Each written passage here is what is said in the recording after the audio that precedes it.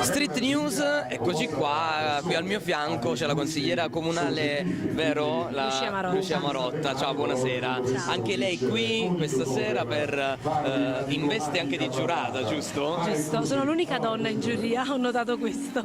E quindi donna sarà un arduo compito quello di Certamente. valutare, vero, queste giovani aspiranti modelle. Sicuramente, ci metterò il massimo. Sì, in occasione appunto di questa manifestazione che è Miss Mondo Italia. Ma per la nostra giurata quali sono i fattori, quali sono le caratteristiche che deve avere una giusta modella? Beh, a parte l'aspetto fisico, ma anche l'intelligenza di poter portare il prodotto italiano nel mondo.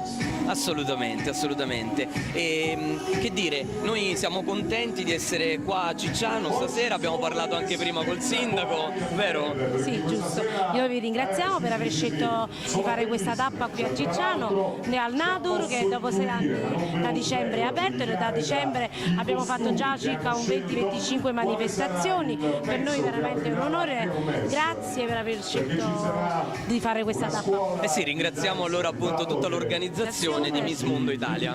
Grazie a tutti, buonasera e in bocca al lupo alla vincitrice. Va bene, ciao, streetnews.it.